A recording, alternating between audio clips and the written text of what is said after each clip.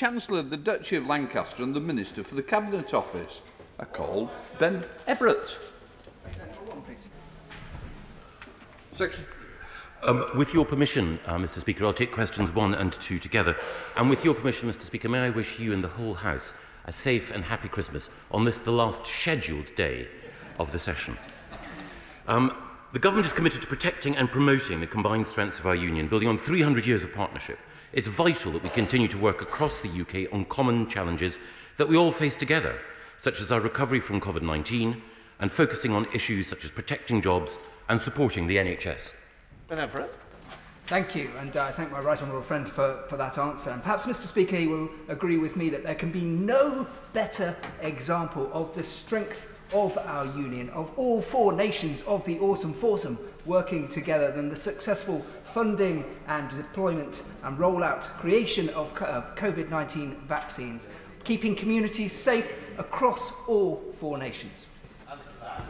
Well, my honourable friend makes an absolutely vital point. Across all 4 nations of the United Kingdom, people are being vaccinated thanks to the energetic efforts of the Vaccine Task Force, my right honourable friend, the Secretary of State for Business, Energy and Industrial Strategy, and of course our superb NHS. And it's a source of particular pleasure to me that Scotland is enjoying that vaccine thanks to the efforts of the UK Government, proof that our NHS means that we're stronger together. Let's head up to Scotland with Douglas Chapman. Thank you, Mr. Speaker. Today, a poll revealed that 58% of Scots would vote for independence, and this is the 17th consecutive poll to show a positive result, and we're seeing rises in support for independence across all age groups. You know, the Cabinet Office can hoist as many union flags as it wants, but what part of "we're leaving" doesn't the Chancellor of the Duchy of Lancaster understand? Well, I'm grateful to the honourable gentleman for his question. And of course, surveys of opinion are always fascinating. But the figures that I'm interested in are the figures that show that the UK Government is spending more per capita in Scotland than it is in other parts of the United Kingdom, and also the figures that show that thousands of Scots are now being vaccinated thanks to the efforts of the UK Government. If you look at a map across the world and you see which countries are having their citizens vaccinated, Scotland, Northern Ireland, Wales and England ahead of the pack, stronger together. Can we have SNP spokesperson Pete Wishart? You most certainly can, Mr. Speaker, and thank you. I listened very carefully to the right honourable gentleman's answer. Yes, we're grateful for the vaccine, but I didn't hear a response as to why he thinks Scottish independence has now become the settled will of the Scottish people. It's not like him. The right honourable gentleman is usually quick to give his views about certain things. So why does he think that Scottish independence is now at sustained majority support, reaching the highs of 58%, and is now the settled will of the Scottish people? Why is that the case? Hear, hear. Well, it's great to have the honourable gentleman here live and unplugged, rather than having to rely on a distant video screen, because his performance is always one that we savour. But sadly, I fear that his reliance on opinion polls is no substitute for his aversion to hard arguments. Why won't he engage with the facts? The facts show that in Scotland, per capita spending, including on our shared NHS, is greater as a result of the broad shoulders of the UK Treasury. And as I pointed out earlier, and as he declined to acknowledge, folk in Scotland are being vaccinated now thanks to the efforts of the UK Government in a world-leading programme. I hope, in a spirit of Christmas, that he would acknowledge that this is a time for giving. And I hope that he will give just once the benefit of the doubt to the UK Government. Pete Wishart. I'm likely to be the ghost of Christmas future because it's not going his way. Let me try to give him a few reasons, see if he agrees with any of these. The disastrous Brexit Scotland didn't vote for. The attacks on our democracy. The undermining of our parliament. The Prime Minister. Him. Maybe there's some sort of reasons as to why we are now in the lead. But the main one, and see if he agrees with this, is that the way that he arrogantly, Trumpian, says no to a majority in a democracy.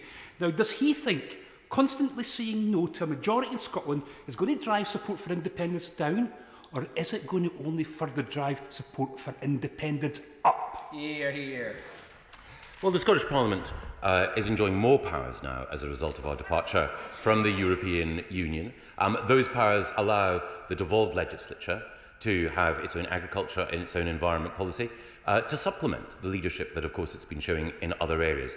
Now, of course, as we move towards elections, which are coming this year, many people will focus on the record of the Scottish Government. And of course, there are admirable ministers in the Scottish Government, but people will be asking, why is it that it's the UK Government that's responsible for vaccinating people in Scotland, and yet the Scottish Government is responsible for a decline in educational achievement in Scotland's schools and a growing divide between the well-off and the less well-off? Social justice matters, and that's why in the forthcoming Scottish parliamentary elections, the Scottish Conservatives will be making gains at his expense. Jenna Davison. Thank you, Mr. Speaker. Number 5, please. With your permission, Mr. Speaker, I'll take questions 5, 6 and 7 together, if that's okay, because they're such good questions. They really are superb questions, and it's only right that they be taken together, in a oneer, in a group, as a collective.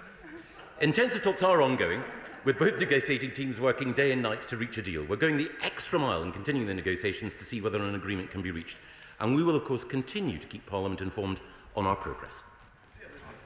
Thank you, Mr. Speaker, and I thank my right honourable friend for his slightly delayed answer.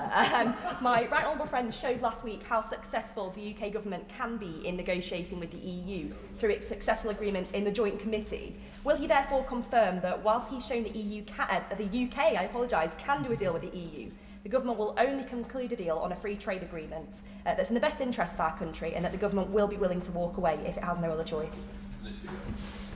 My honourable friend is absolutely right, and even if sometimes results are coming later than we might have wanted, I know that we will be doing everything in order to secure a good free trade agreement in the interests of the whole United Kingdom. But the electors of Bishop Auckland, whom she represents so brilliantly, were clear when they voted to leave the European Union that we need to do so by December the 31st, and we will. Let's head down to Cornwall with Cheryl Murray. Cheryl Murray. Thank you very much, Mr. Speaker.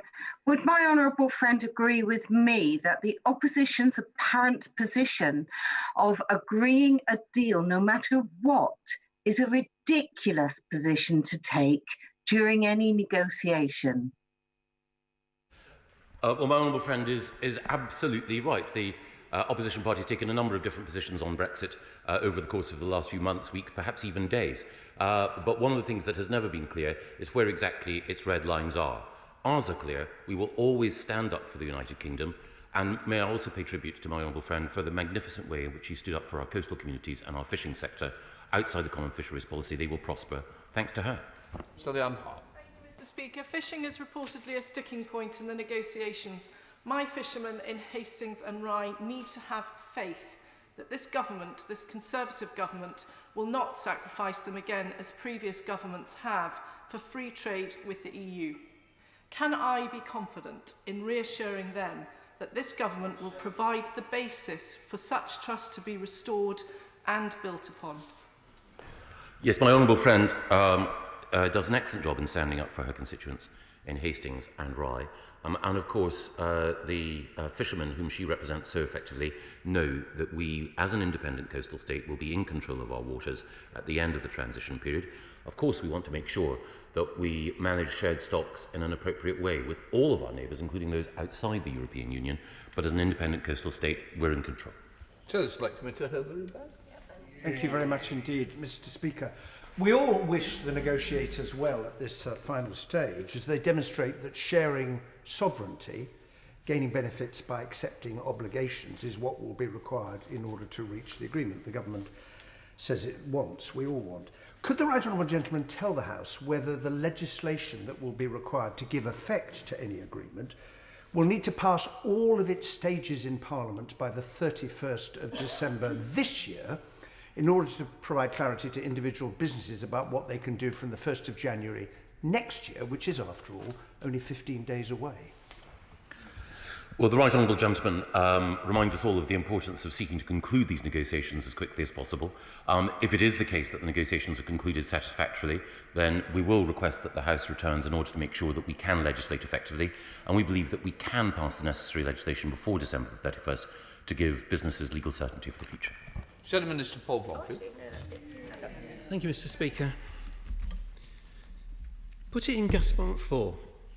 20 minutes and Bob's your uncle. That was how the Prime Minister described his oven-ready deal last November, and the Minister's nodding. And clearly, the government have delivered half of it, leaving the European Union. But we've now passed 6 of the Prime Minister's deadlines for the other half, the agreement on our new relationship with the European Union. Now, in those same comments last November, the Prime Minister also promised to end dither and delay.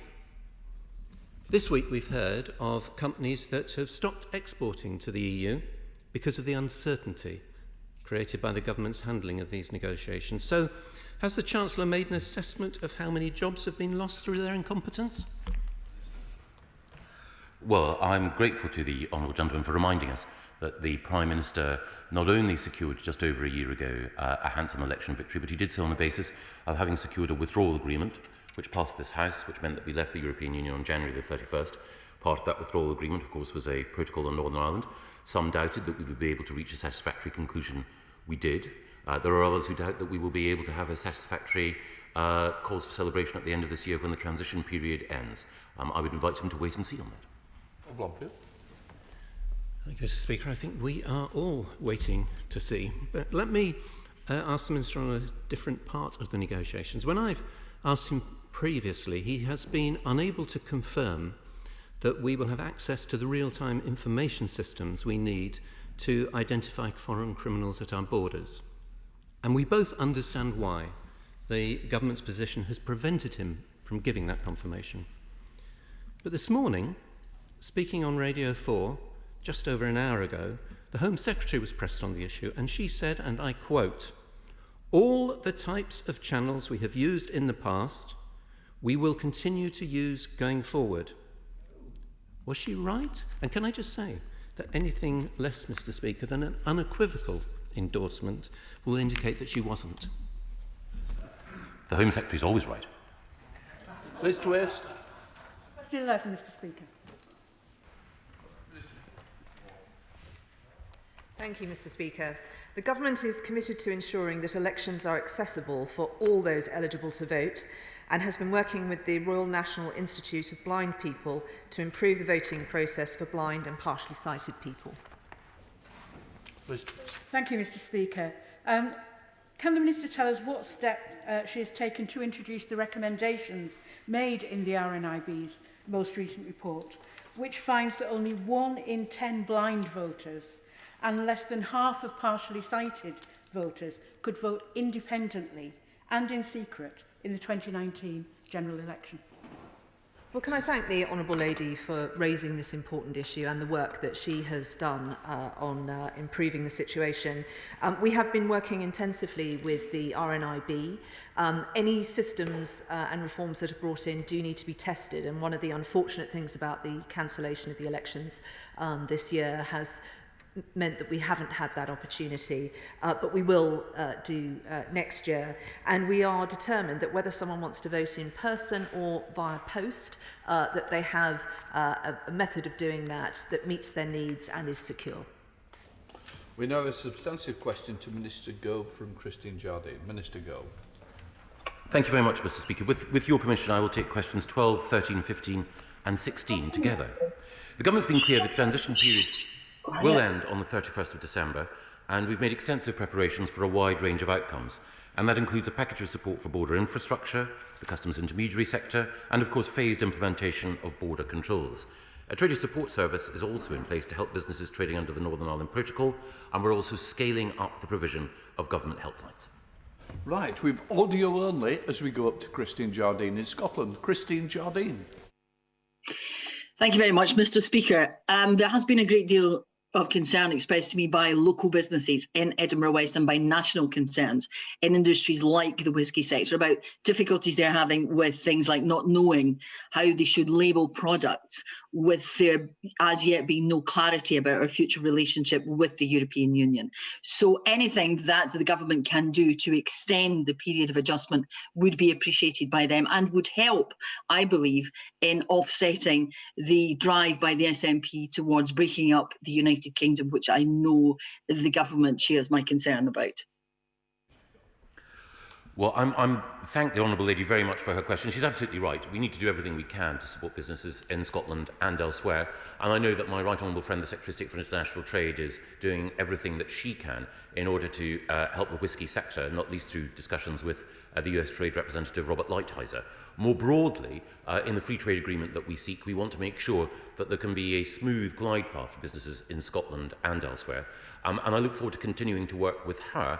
She's been a consistent voice for Scotland's businesses, both in this House and before she came to the Commons. And her advocacy, free of any partisan agenda, is something of which her constituents should be proud. Dr. Rupaha. Thank you, Mr. Speaker. The Minister is forever the smooth talker, as we saw in her answer to my friend from the front bench. But how exactly will our police access those real-time Schengen most wanted criminal databases in 14 days' time? And with 15,000 UK extradition requests in both directions last year alone, under the European arrest warrant, how can he guarantee that when we leave, Britain doesn't become a safe haven for murderers, rapists, terrorists, and other cross-border criminals? Because, you know, people want precision with prosperity, with security, and his one-liners, frankly, aren't good enough, Mr. Speaker. Well, I try not to weary the House with overlong answers, but on the substantive point that she raises, it is the case that we have extensive security and law enforcement and justice cooperation with our friends in the European Union and indeed beyond, and we will make use of all the instruments necessary in order to keep people safe. We now come with 1415 withdrawn to Chris Elmore. Thank you very much, Mr. Speaker.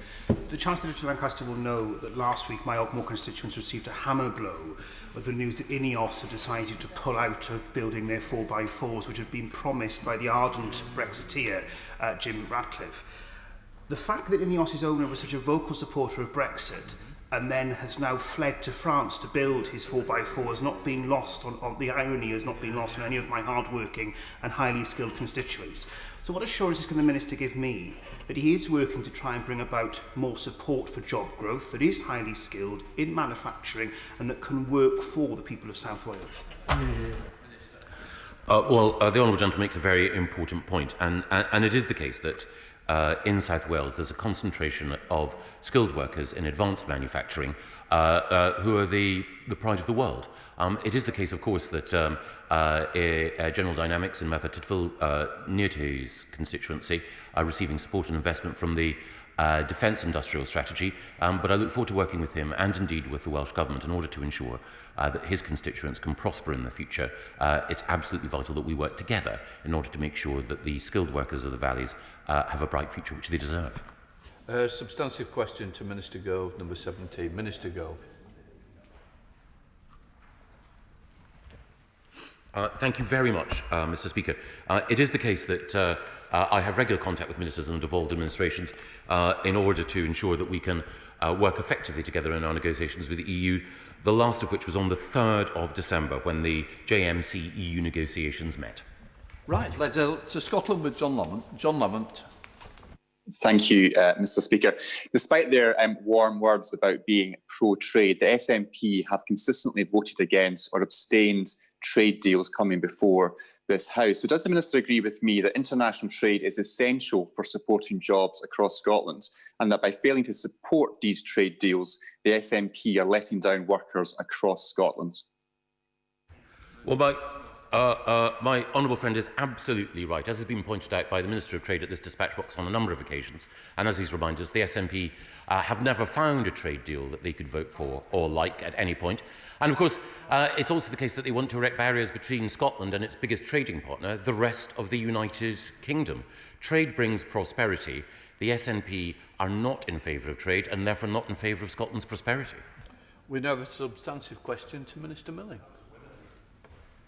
Thank you, Mr. Speaker. And with your permission, I would like to take questions 18 and 20 together. It's just over a year since the general election, and this government is as committed to regional equality and creating economic opportunity as we were last December. In the face of COVID-19, this government has taken unprecedented fiscal action to support all regions and nations of the UK through the crisis, working to ensure that we protect jobs and businesses, minimise damage to the economy and deliver the right support as needed. Let's head up to Yorkshire with Craig Whittaker. Craig Whittaker. Thank you, Mr. Speaker. The Calder Valley has over 19% of its workforce in the manufacturing sector and a further 26% in the financial sector. And both sectors have been hard hit by the pandemic. But can my right honourable friend say what steps the government have taken to boost employment in the Calder Valley and West Yorkshire, particularly as we emerge from the shadow of the pandemic? Thank you, Mr. Speaker. I'm very grateful to my honourable friend for his question and the importance of employment in the Calder Valley. Mr. Speaker, I'm sure he'll also be pleased to learn that the Conservative Party will be personally boosting employment in West Yorkshire when we open our new headquarters in Leeds next year. But more broadly, the government has announced unprecedented support across the whole of Britain to help unemployed people find a job, including the £2 billion Kickstart scheme for young people, the £2.9 billion Restart programme to help those unemployed for over a year, and we're doubling the number of work coaches. 19 withdrawn, straight to Robert Logan. Speaker, the High Peak has a COVID case rate lower than the national average, yet is in Tier 3. And this is having a very severe effect on our local hospitality industry, which is so central to our economy. Can the Minister assure me that she's working with colleagues across government to provide all necessary support to those businesses and to work to get High Peak out of Tier 3 as fast as possible? Thank you, Mr. Speaker. I'm very grateful to my honourable friend for his question, and I know he's a very strong voice for his constituents in High Peak. Tier 3 restrictions were introduced based on sage evidence of what was absolutely required to bring the R rate below 1 in a targeted way, thereby bringing the transmission under control and reducing pressures on the NHS. Local authorities under Tier 3 measures, such as those in High Peak, also receive additional funding for local public health initiatives to help contain the spread of the virus and pave the way for local restrictions to be eased. So we head to Minister Lopez with the substantive question. Minister Lopez.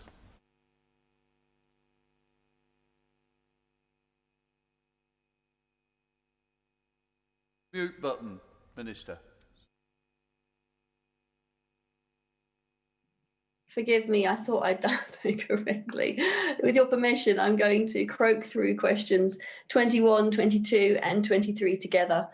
Working effectively with the private sector, including external consultants, has undoubtedly helped us address some of the huge challenges the pandemic served up, but contracting authorities must extract value for money for taxpayers when working in this way. The outsourcing playbook, updated in June, includes 11 key policies to improve the quality of contracts we place with industry. We're also building internal civil service capability to reduce our reliance on external consultants.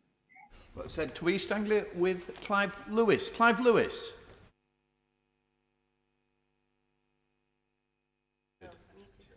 Clive, this is the best contribution. Press the button. I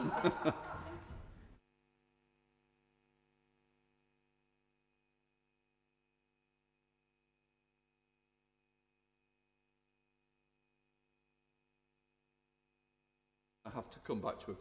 Right, we'll try going up to Manchester with Andrew Gwynn. We'll try and come back to you, Clive. We'll go to Andrew Gwynn.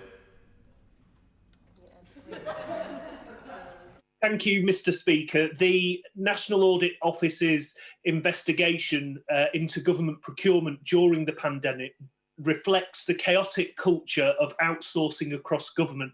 Contracts have been awarded after work has begun, without competition and without any meaningful due diligence checks. How can the public have any trust in the government's response if the government isn't transparent with them? Going over to Minister Lopez. Minister Lopez. Thank you. I appreciate my honourable gentleman's question. The National Audit Office set out a number of recommendations which we'll be looking into, but the idea that we did not need to contract under emergency terms during a pandemic is inaccurate, and there were rules in place to allow us to do that. We have been slow to publish contracts because of some of the problems that we experienced, and I set out some of those problems in a Westminster Hall debate last week, but those contracts, we now have 100% of those contracts published on the relevant bodies. We go over to Merseyside with Margaret Greenwood. Margaret Greenwood. Thank you, Mr. Speaker. The Good Law Project estimates that £1.6 billion worth of contracts for COVID-19 services have yet to be published, and details of contracts are consistently being published late. This is despite the fact that there's a legal requirement for those details to be published no more than 30 days after their award. The government is clearly failing in its duties. So what is the Minister going to do to improve transparency in government procurement? Minister Lopez. I thank the Honourable Lady for her question. As I say, we have now published in full all the PPE contracts. There are some difficulties in doing that, which I set out, as I say, last week in the Westminster Hall debate. But this week, we've also launched a green paper on public procurement, and we're going to be introducing a number of changes to our existing procurement regime when the transition period is over, which will improve the way that we do things in the future. Ellen Hayes, Shadow Minister. Thank you, Mr. Speaker. The Minister mentions the Green Paper on Procurement, which the Government published this week. The foreword to the Green Paper acknowledges the need to strengthen our long-standing and essential principles of transparency, ensuring value for money and fair treatment of suppliers. With serious concerns being raised about multiple contracts awarded by this government with no competition to companies with strong connections to the Tory party and no clear track record of delivery. Will the Minister put those warm words into action now and extend the Freedom of Information Act to all private companies like Serco delivering public services? Minister Lopez. I thank the Honourable Lady for her question. I'm not sure what the implications would be of extending FOI in terms of commercial confidentiality, but I'm happy to look into that for her. And as I said, the Green Paper is there to reassure and to change some of the problems we've had during the pandemic, where we've either had a sort of full-fat tender which takes far too long in an emergency situation or a situation of direct award. But I'm happy to look into the suggestion she puts forward. Right, let's head back and hope Alan Partridge doesn't get in the way of me hearing Clive Lewis. Clive Lewis. Thank you, Mr. Speaker. Thank you very much. I can be heard at last. Given that this government has doled out £10.5 billion of our money without any competition, according to the National Audit Office, frittered hundreds of millions on consultants and individuals whose main qualification seems to be they were friends with members of this government, does the Minister agree with me that in any other part of this world, this would be called corruption, plain and simple? Right, let us head over to Minister Lopez. Minister Lopez. I would not agree. It's very important to understand that actually every contract went through the same 8-stage process where it was looked into, and it was done on grounds of commercial sense rather than of anything to do with any connections. And as the NAO report said, ministers declared all interest and there was no evidence of any wrongdoing. Kate Osborne, that's all we can. 25, please.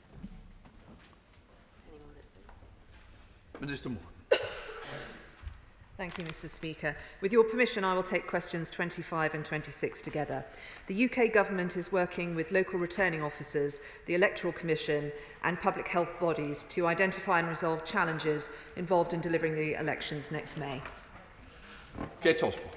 Thank you, Mr. Speaker. The May 2021 elections will see a record number of different elections with various different voting systems all taking place on the same day. In normal times, this would pose an immense logistical challenge without the added complications that we have brought about by the pandemic. So will the Minister outline why the Government have ruled out an all-postal ballot and refused to make any legislative changes to consider any new forms of voting, as we have seen across the globe? The Honourable Lady for pointing out the extreme challenges that exist to ensure that the elections can take place in a COVID-secure environment.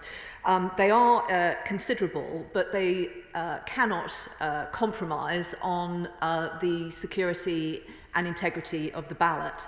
And we feel that by moving to an all-postal system, that may be the case. We want people to be able to vote in person or by post, and we want them to do that in a COVID-secure way. And that is what we and our partners are working towards. Thank you, Mr. Speaker. I know from my own experience that a large proportion of electoral staff and volunteers are made up from the demographic who would be considered vulnerable, with many retired and older people volunteering. If the government has refused to provide any more funding for the running of May 2021 elections, what steps are they taking to ensure that there isn't a huge shortage of electoral staff? Well, one of the partners that we are working with are public health organisations and authorities, and he's absolutely right. We want to ensure that all whether they're officers or whether they're volunteers, are safe. And we also anticipate, for example, we will have extra demands on postal votes and so forth, and we're determined to ensure that we have the supply to meet that demand. But the issues that he raises are at the forefront of our mind. Shadow Minister Catsmith. Thank you, Mr. Speaker. And my honourable friend for Jarrow set out the case of the scale of these elections very clearly in her question. And now with less than 5 months to go until these very major polls right across the United Kingdom, I hope the Minister might be able to respond to some questions that are on the minds of electoral administrators, campaigners and most importantly voters. Will voters be required to wear face coverings in polling stations, and if they are, will polling clerks be expected to enforce that, and what resources will they get to do that? If they're not required to wear face coverings, what protections will be put in place to protect staff in polling stations, and what steps is the government taking to ensure that we have adequate staffing of those polling stations? As my honourable friend for Stockport set out, and I don't think the Minister adequately answered his question, so many of our volunteers are from older demographics, and if the vaccine programme is not sufficiently rolled out, we do face a shortage of staff. Thank you. Well, I thank the Honourable Lady for raising those issues. Hopefully we will be in a happier place because of the vaccination programme when the elections arrive. But she has raised some very important issues. Just as our retailers, just as other settings, healthcare settings and so forth, have put in place measures to make them COVID secure, whether they're public health related measures or whether they are about the enforcement that comes alongside and the policing of that.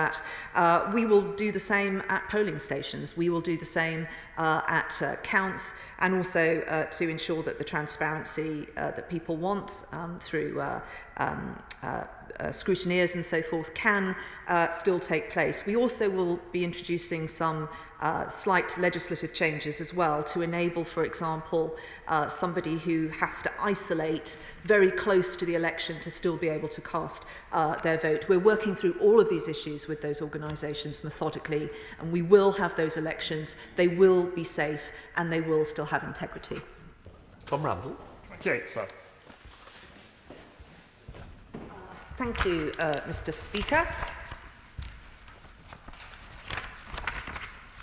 Ministers and officials engage with the Electoral Commission on a regular basis about work to support effective and secure running of elections at a local and parliamentary level. We will continue to work with the Electoral Commission to ensure all elections that take place in the UK are both fair and free of any electoral or attempted electoral fraud. John Friend for her answer. In his judgment against the former Tower Hamlets Mayor Lutfer Rahman for electoral fraud, Richard Moore QC found that one council candidate had, in the space of 6 weeks, fought 2 wards in the same borough using 2 different names and 2 different false addresses. But that fact only came to light not through investigation by the authorities, but because local residents were able to inspect copies of the electoral register under supervision. And that right seems to be being thrown into doubt because of confusing guidance issued by the Electoral Commission. So could my honourable friend get in touch with the Chief Executive of the Electoral Commission to ensure that clear guidance is issued, so that those members of the public looking into these measures don't find themselves prevented from accessing copies under supervision, and further cases they're looking into can come to light? Well, my honourable friend raises a very important issue. Let me be crystal clear. The law is absolutely clear on this. Anyone can inspect copies of the current register under supervision. The register is a public document to enable concerned citizens, such as those my honourable friend refers to check that registers only include those who are properly eligible. And I will, of course, look into the matter that he has raised, because we do want clarity on this very important point. Substantive question to Minister Mercer.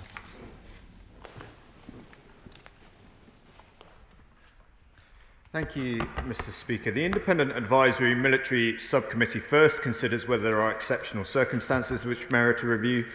The criteria for historic recognition are the exposure of deployed personnel to a significant degree of risk to life and limb, and to rigorous, arduous conditions in excess of what might be expected as part of normal service duties. Go up to Scotland with Carol Monaghan. Carol Monaghan. Thank you, Mr. Speaker. The UK is the only country which performed nuclear tests that has not formally recognised the contribution of its 20,000 nuclear test veterans. These elderly veterans, who were exposed to ionising radiation with no protection, have heard decades of rhetoric about their bravery, but without formal recognition, these are simply hollow words. Members on all sides know that these veterans deserve a campaign medal, but his department continues to refuse this modest request. Why does he consider that these veterans are unworthy of a medal? Mr. Speaker, I'm afraid there are a number of inaccuracies in my honourable friend's question. It's not my department. We're not the only country in the world who has this view. Only this summer I met with the chairman of the veterans group concerned and asked Veterans UK, which is separate to the medallic recognition scheme, to revisit and redesign the support available to our nuclear test veterans. I understand the disappointment in this decision. It is not within my gift. My job is to make sure these people are looked after properly. I'm confident we're doing that. And again, I'm happy to meet campaign groups to see what more we can do. We go over to Minister Lopez with a substantive question. Minister Lopez. Thank you, Mr. Speaker. With your permission, I'll take questions 30 and 31 together. We want to make the administration of government much less Whitehall-centric and more reflective of the country as a whole. And the government's committed to an ambition to relocate 22,000 civil service roles out of the capital into the regions and nations of the UK by the end of this decade. Our Places for Growth programme envisages a series of hub locations with additional aligned offices within travelling distance of those hubs, and we hope this will deliver on our levelling up ambitions. Midlands with Saki Bhatti. Saki Bhatti. Thank you, Mr. Speaker. Does my right honourable friend agree with me that the West Midlands is the perfect place to welcome government departments? And will she pay tribute to the Mayor of the West Midlands, Andy Street, who's been working with Cabinet Office Minister Lord Agnew to make sure that we can take advantage of the economic investment and employment opportunities that relocation would bring to the West Midlands? Yes.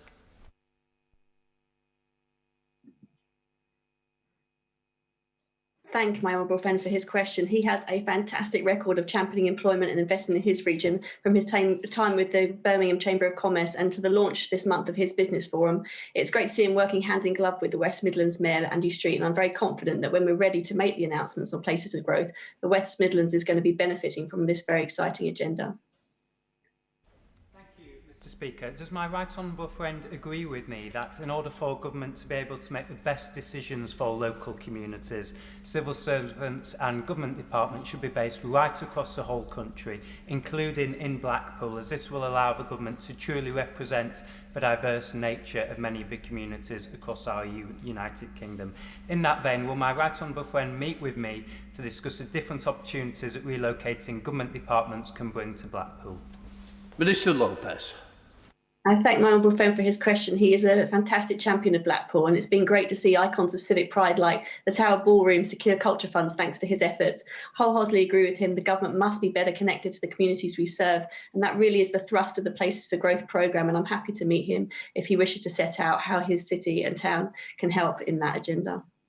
32 withdrawn, so we go to Duncan Baker. Question number 33, Mr. Speaker.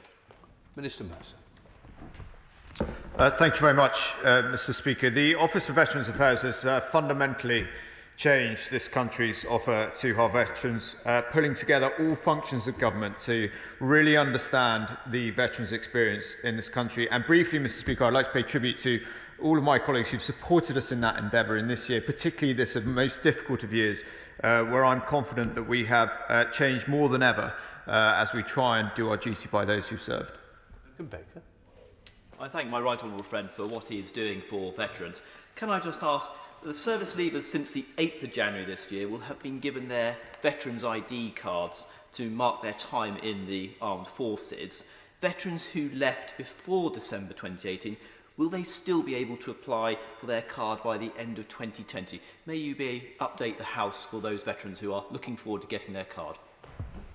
I thank my honourable friend for his question. The Veterans ID card is an important policy that this government's brought forward. He's absolutely right that those who leave now will get an ID card. What we have struggled with is the verification of those who have served. The military, unfortunately, has been dealing on paper records for a number of years. That is changing with significant investments that we've funneled into people like Veterans UK.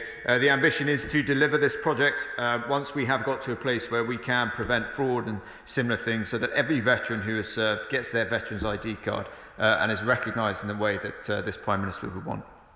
Substantive question to Minister Gove. Thank you very much, Mr. Speaker. For centuries, the ability to trade freely, without barriers, across the United Kingdom has been the cornerstone of our shared prosperity, and the United Kingdom Internal Market Bill will help to maintain this integrated market to ensure the free flow of goods and services throughout the UK. Let's head up to Scotland with Neil Gray. Neil Gray. Thank you, Mr. Speaker. Majority support for independence in the last 17 polls in a row, 58% this morning, in part due to the way Scotland has been treated by the Minister and his colleagues since the Brexit referendum. It's exemplified with the dictatorial Internal Market Bill, which rips the devolution settlement apart and is now the subject of legal challenge. Why is the UK government unilaterally legislating without legislative consent with the Internal Markets Bill when the required common frameworks could have been negotiated with the devolved nations as they're still at the table? Well, I'm very grateful to the honourable gentleman for his question. As he knows, I'm a great admirer of him and also of his colleague Alec Neil. One of the things about the approach that we're taking is that common frameworks work alongside the Internal Market Bill, and indeed the House of Lords has confirmed that approach just this week. Unfortunately, we're going to go to topicals, so we're going to start with topical one. Jonathan Edwards. Mr. Speaker. Thank you very much, Mr. Speaker. The House will know that last week I made a statement confirming that Vice President Maroš Šefčovič of the European Commission and I had reached agreement in principle on the implementation of the Northern Ireland Protocol. And as set out in my written ministerial statement issued yesterday, I'm pleased to say that Vice President Šefčovič and I shall be meeting again later today in a formal session of the Withdrawal Agreement Joint Committee, and I look forward to updating the House on the outcome of that meeting. Jonathan. Mr. Speaker, I was contacted late last night by a businessman in my constituency who's reliant on imports from the continent and he can't find a haulage firm willing to carriage on his behalf due to the current delays at the ports. He's very concerned. Unless this issue is resolved, his business won't survive into the new year. What's his advice to my constituent? Well, I know what a diligent constituency member the honourable gentleman is. If he gets in touch with my office, I'll be directly in touch with the business concerned. We head down to St Austell and Newquay with Steve Double. Steve Double. Thank you very much, Mr. Speaker. The recent announcement from the Chancellor of a £220 million pilot scheme for the Shared Prosperity Fund is a very welcome step forward. However, there are some in Cornwall who are claiming that this is a sign that the government will break its commitment to match the amount of funding that places like Cornwall received through the EU. So can my right honourable friend confirm that the government is committed to replacing EU funding in full, which amounted to £1.5 million per year, and that, as the Prime Minister has stated, Cornwall will receive its share in a dedicated pot?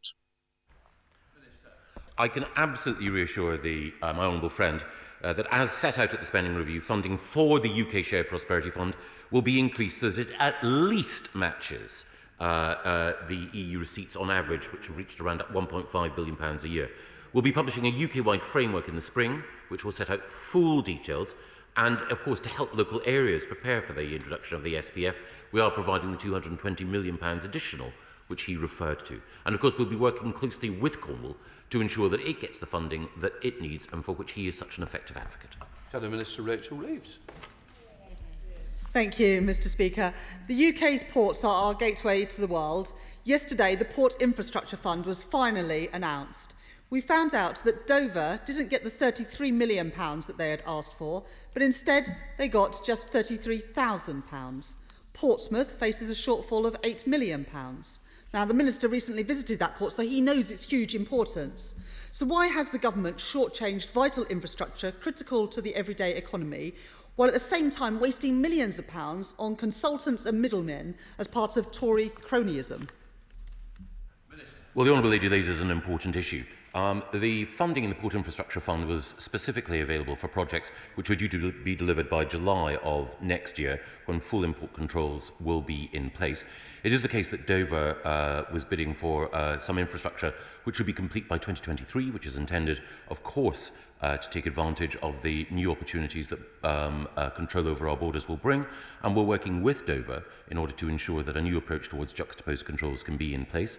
It's also the case that we're working with Portsmouth. Portsmouth Port is not unique, but is certainly singular in that it's owned by the local authority, who do a very good job, and we're working with MHCLG, DFT and others in order to ensure that not just the port, but also the broader infrastructure in Portsmouth and that part of Hampshire is sufficient for the needs of the port users. Rachel Reeves. I thank the Minister for that answer, but he needs to give greater assurances that there will not be those delays and disruptions that we all fear. The letter from the Parliamentary Secretary at the Cabinet Office to my honourable friend, the member for Portsmouth South, states, Ministers decided that all bids which are recommended to be supported will be funded to 66%. Not 100%, Mr Speaker, but just 66%. And what a false economy, given the cost to British businesses and consumers with delays and disruptions at the border. So will the government publish the full rationale for each of their 53 port decisions? Not least since some companies received next to nothing, while one port company, which coincidentally pays a former Tory cabinet minister £100,000 a year, was awarded £26 million yesterday by this government. Of course, we'd be delighted to make sure that the full assessment criteria are shared with the Honourable Lady and with all constituency members.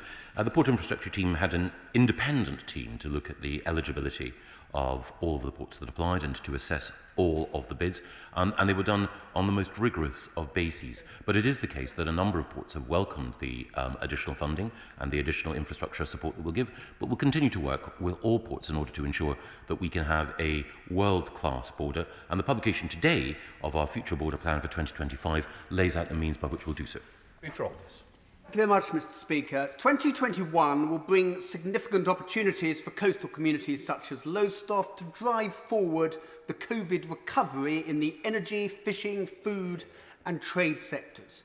Can my right honourable friend outline the steps that he is taking to ensure that the promotion of investment in port, manufacturing and processing infrastructure is fully and properly coordinated between his and the other departments, including BEIS, DEFRA, the DFT and international trade? Well, my honourable friend makes a very important point. Lowestoft is a hugely important port, and all the ports in Suffolk, and indeed those that serve the North Sea, are ports in which we wish to invest because, as he quite rightly points out, their potential, not just when it comes to increased access to our own fishing waters, but when it also comes to new investment in renewables, is growing all the time. Our border strategy, which we published today, has been published in consultation with other government departments, and he's absolutely right. We need to continue to work with them in order to take advantage of the opportunities of the future. Let's head down to Swansea with Geraint Davies. Geraint Davies. Happy Christmas, Mr Speaker. Mr Speaker, we won't be in the single market or the customs union, but the deal on the table offers free trade without tariffs, minimum environmental and worker protection, and sovereignty to diverge for selective adjudicated tariffs if and only if we undercut EU standards. So why, on the last day of Parliament, is he continuing to threaten UK business with no deal, plunging them into immediate tariffs for no divergence in just 2 weeks' time? Well, Borada, Mr Speaker, and indeed to the honourable gentleman. It is the case that the UK government has been clear about the importance of maintaining sovereignty, the right to diverge, and indeed full control over our waters. And we shan't be ambiguous about that, but we are determined, if we can, to reach a free trade agreement, and our negotiators are working hard to that end. Jonathan Gullis. Thank you, Mr Speaker. I'm sure you and colleagues across this chamber are even more aware that the world's finest ceramics are made in the potteries of Stoke-on-Trent, and the ceramics industry, both traditional and advanced ceramics, are integral to the UK's economy. So will my right honourable friend confirm that whether the outcome of the talks with the EU is either Canada or Australia, Stoke-on-Trent companies like Churchill, China and Steel Light will continue to remain world leaders in manufacturing and production?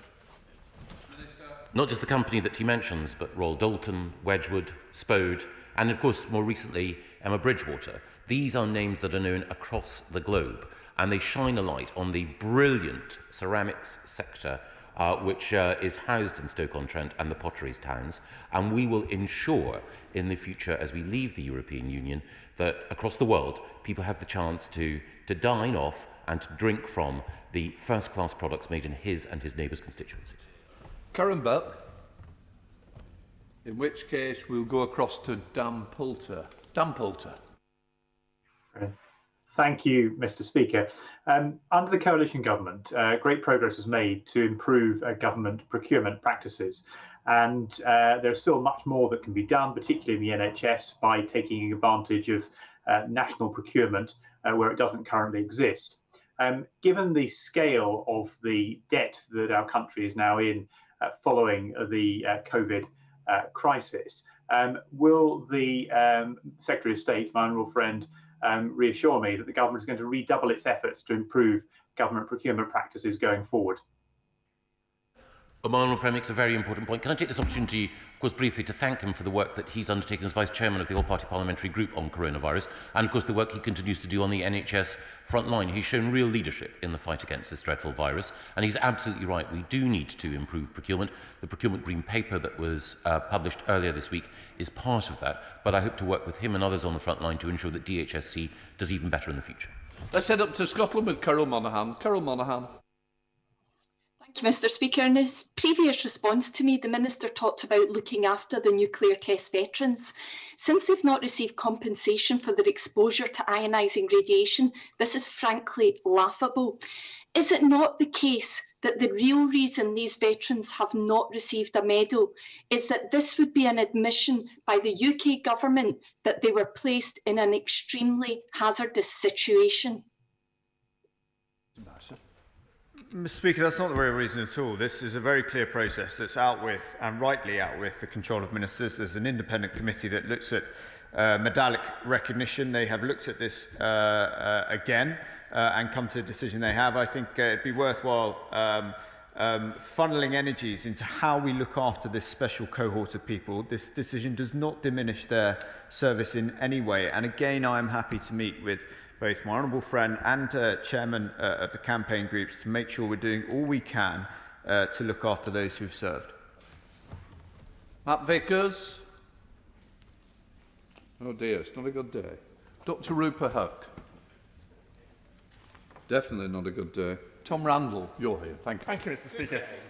Yesterday, Emma McClarkin, the Chief Executive of the British Beer and Pub Association, told the Public Administration and Constitutional Affairs Select Committee of the frustration in her industry at not being privy to data or being involved in the drafting of guidance relating to restrictions on hospitality.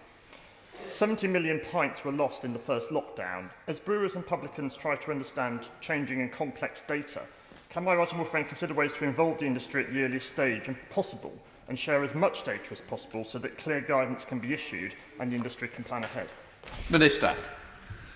Thank you very much, Mr. Speaker. Can I first of all join you in lamenting the absence of the member for Ealing Central and Acton? I hope she's well, and look forward to... Well, yeah, but anyway, we're all rooting for her. But on the point made by my honourable friend...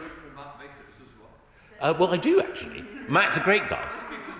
You're absolutely right. I lament all of these absences, but I'm also even more grateful for the presence of my honourable friend, the member for Gedling, who's asked the second question in this session. And this is a very good one, because he's absolutely right. The increasing and welcome support for the spread of real ale has meant that necessarily, as pubs have closed and as they have moved towards takeaway, we have lost some of that production, and those in the hospitality sector have faced very difficult times. And he's absolutely right. We need to work more closely with the hospitality sector to understand the pressures that they face at this very, very difficult time. And I'm grateful to him for raising this issue. T14 is withdrawn, so I'm going to go up to Derbyshire with Pauline Latham. Pauline Latham.